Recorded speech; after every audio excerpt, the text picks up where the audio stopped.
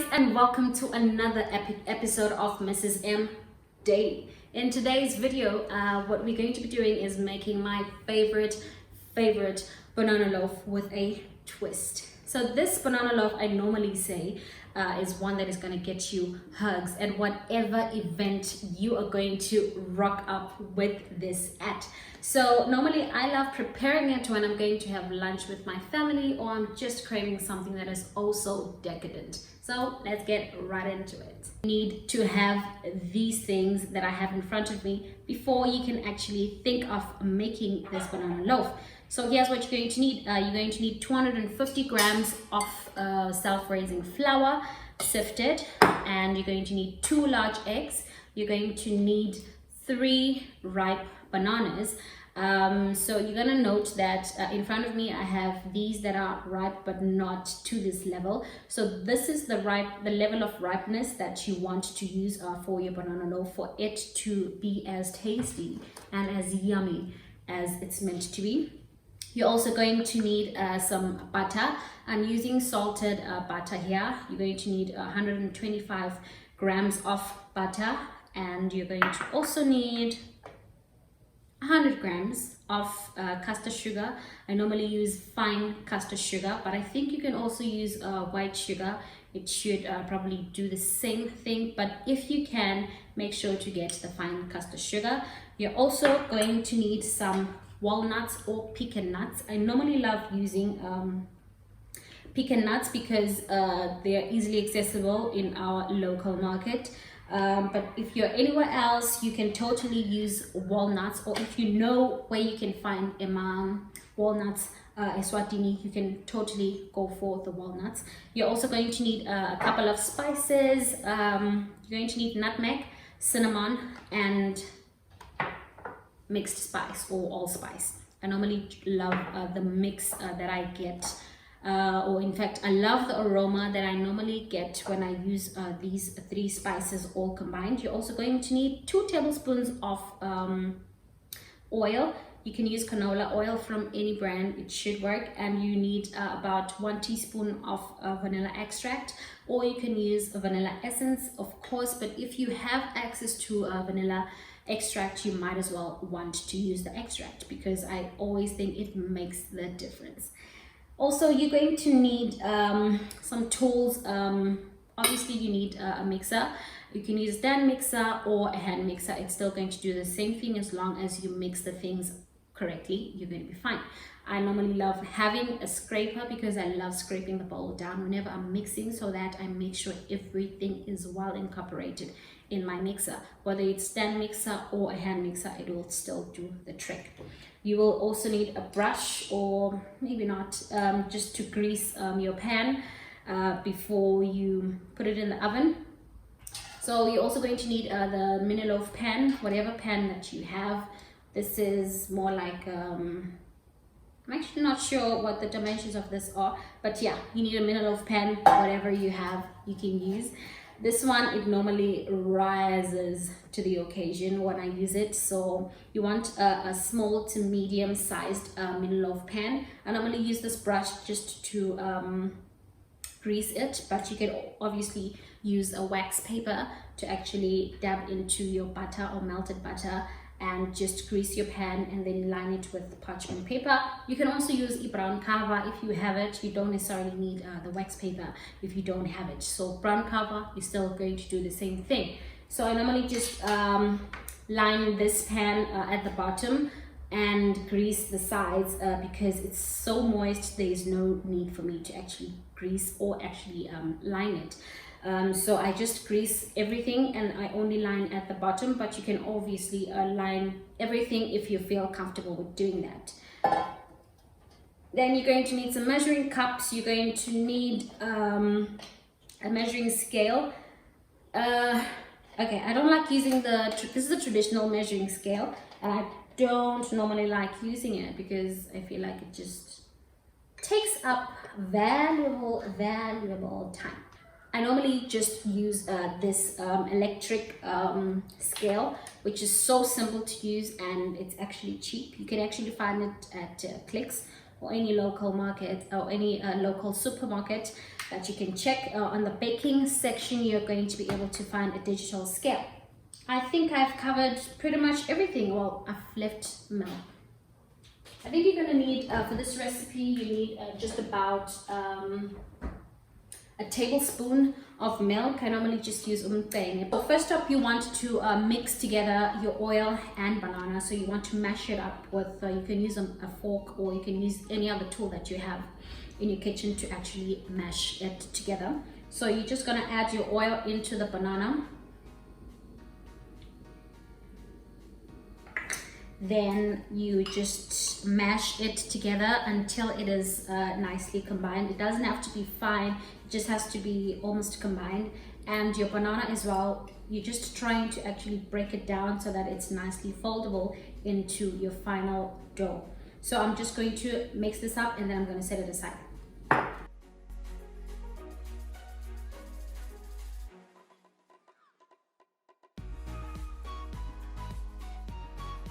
Remember in the beginning I said we are going to be making a banana loaf with a twist. Now here's the twist. I love to actually add another layer of delicacy to this cake and make a crumble topping. It just makes the cake so sophisticated than what a normal banana cake would be. So here's what you're going to need. You're going to need about 50 grams of pecan nuts or walnuts if you choose to use them. You're going to need about half a cup of flour. You're going to need about 2 tablespoons of light brown sugar. You're also going to need half a tablespoon of ground cinnamon, and last but not least, you're going to need to use about 2 tablespoons of cold butter.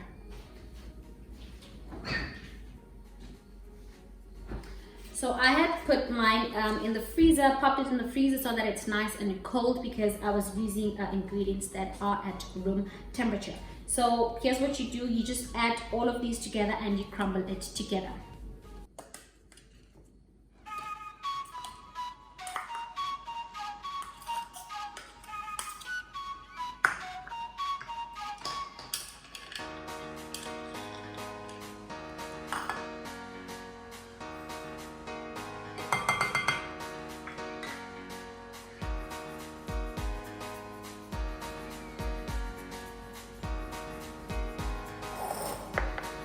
So for this crumble, you want to use your fingertips and try to crumble it so that it gets nicely combined and it makes nice clusters. You don't want to over crumble it so that it's all over the place, but you want to have some bigger chunks and some small clusters.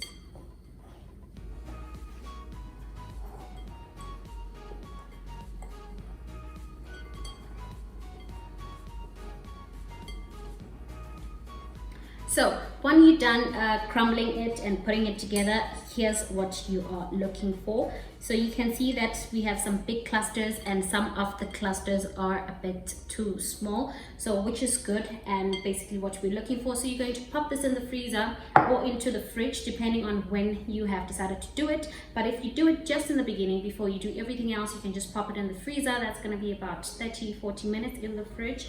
And then but if you decide to do it towards the end, you can just pop it in the freezer so that it quickly sets together. It's not supposed to actually just make one big cluster, but you just want to set it so that when it rises to the occasion. So I'm just going to pop this into the fridge and I'm going to continue with the rest of my recipe. Okay, I'm just going to get right into it. So the first thing I'm going to do is cream together butter and sugar. So I'm going to mix this until it is light and fluffy, while I am scraping the bowl down from time to time just to ensure that everything is well incorporated. So let's get right into it.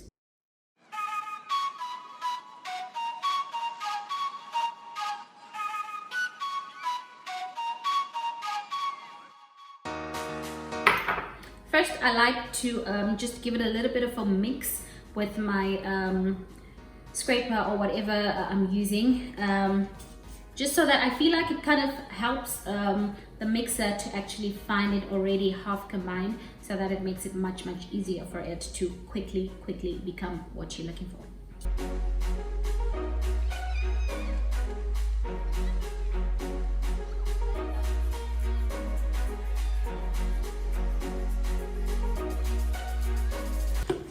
So you're looking at something more or less like this, which is almost mixed.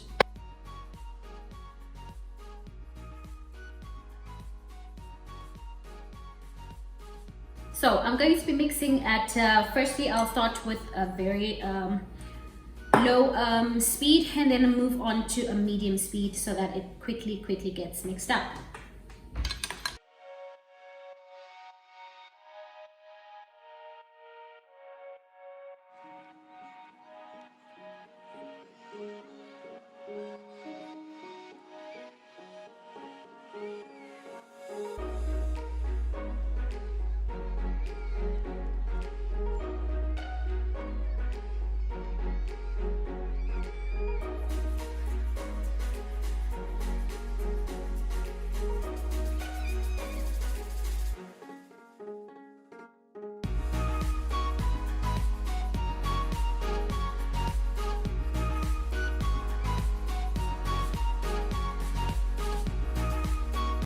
Like, so basically light and fluffy does not necessarily mean it is 100% melted together or fine or anything. It just means that it has been fully combined. As you can see from this that it's nice and light, but I think I should just add a couple more minutes, just mixing it up a little bit more until it is just the consistency that I'm looking for. It is already nicely combined, but it's not yet light and fluffy. So light and fluffy, I'm looking for some sort of a consistency that is not just combined, but it also feels light as I'm scraping it.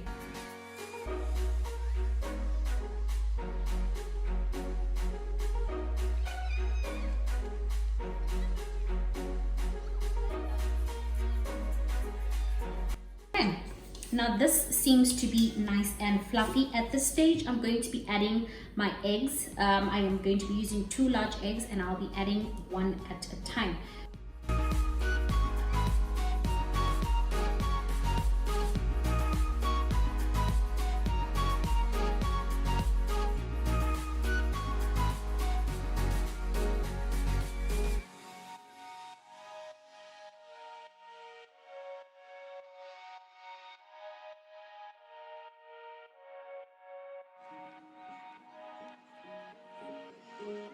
Okay, at this stage now your eggs have nicely been incorporated into the butter and sugar mix. I'm going to be sifting my flour into the mixture and then adding the remainder of the ingredients all at the same time, except for my crushed bananas, which I will be adding at the end, and I will not be using the mixer anymore. I'll just be folding the banana in using my scraper. So here's more or less the consistency that you're kind of looking for. I'm not sure if it shows properly there. Okay, so I'm just going to start with adding my vanilla extract into the mix.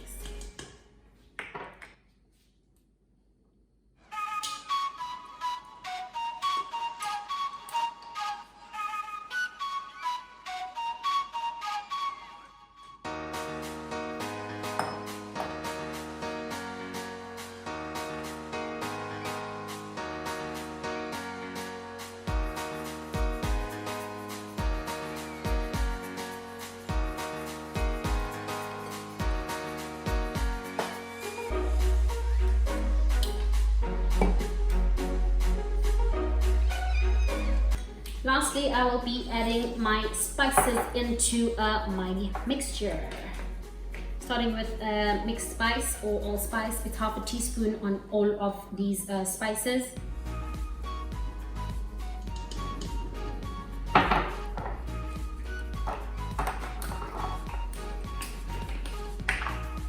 Nutmeg.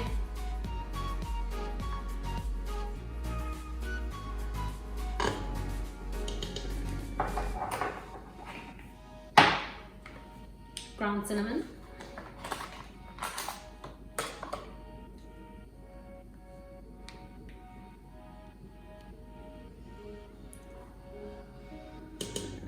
I will be giving this a nice mix until it's just combined, and then we'll almost be done.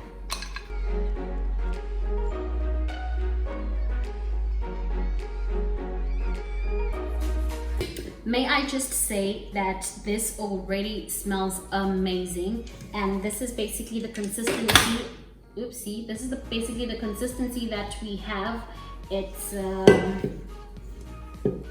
nicely combined. It's not too hard, it's not too runny, and that's the right consistency that you're looking for. So now I'm going to be adding in my crushed bananas.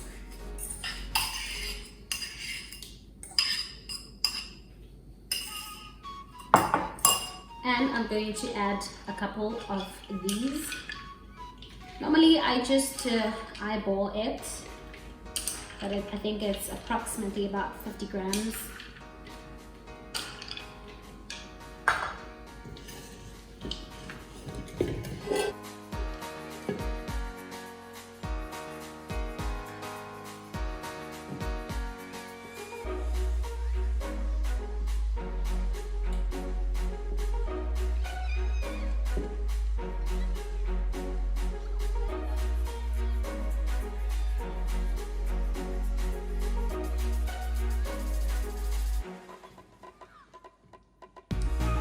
Folding something into a recipe, you're not basically going in with your whisk or your scraper like that. That's not how you fold in, but you kind of move in circular motions, circular to the bottom, bottom up, scraping the sides, putting it back together. It's basically like you're folding it in so that it's nicely incorporated. You do not want to overmix your dough because it's gonna mess up the texture of your final cake. So now we are down to the last and final stage, which is baking time. So now in front of me I have my baking pan, which I've already lined with my parchment paper, but you can also line it with brown cover if you do not have this wax paper. So I just cut it up, and well, it's actually protruding to the sides, so it does not matter. You can do it much neater than me, of course. I'm going to transfer my dough into my baking pan, and then remember we have a crumble topping in the fridge that I'll also spread on top.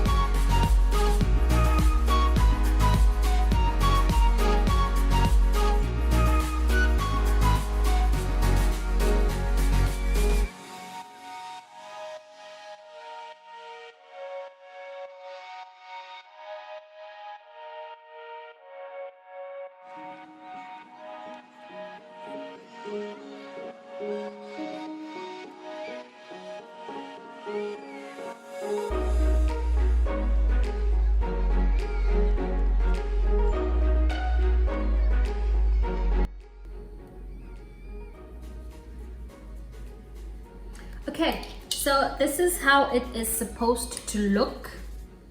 You just spread it nicely and evenly across the whole dough. Make sure that it's nice and secure. And then I'm going to pop this into the oven. Remember, your oven is already preheated at 180 degrees Celsius. You want to do this at least 30 minutes before you put your dough into the oven. So normally the best way to actually go about this is to actually start by preheating your oven at a baking option. In my oven it's option 2. So you want to preheat your oven and then go ahead with the process of preparing your dough, so that by the time you are done, you'll also have your oven ready. The final stage, I like to actually add half a banana at the top. I feel like it makes it just look nice and look like it's professionally done, whereas it's actually done at home. So here's what we're going to be doing now.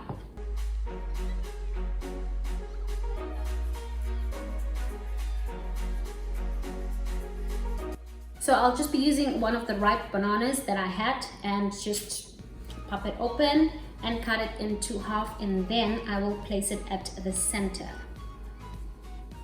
It's really broken.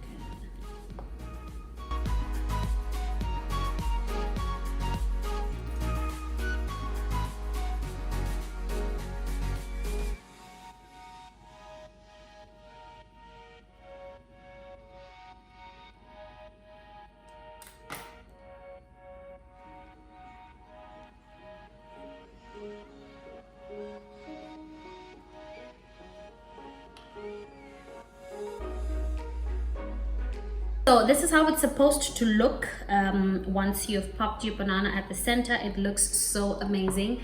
And then now it's ready to bake. And what you do with the rest of this, of course, so here's how you check your cake. You use a cake skewer, a cake tester, or you can use a table knife or a toothpick, and make sure that your toothpick does not drown into the dough. So you want to check as soon as you think that your cake has already risen and it is slightly golden brown at the top. That is the only time that you can start to test if your cake is ready. Let's go.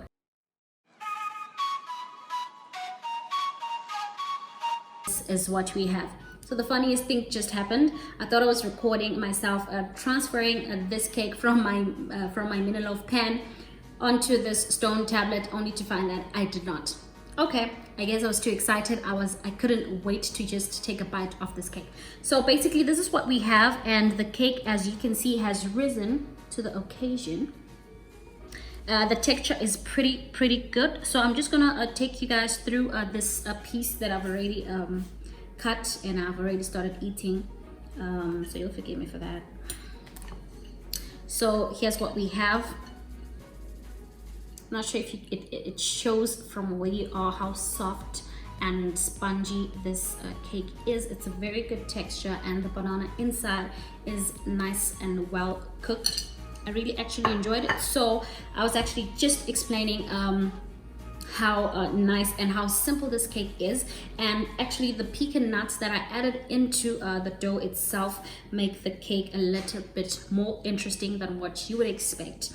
Right now what you would do is actually transfer your cake onto a cake board, or you can cover it with foil wrap if you're taking it to a friend's, or you're just saving some for later so that it maintains and keeps the freshness.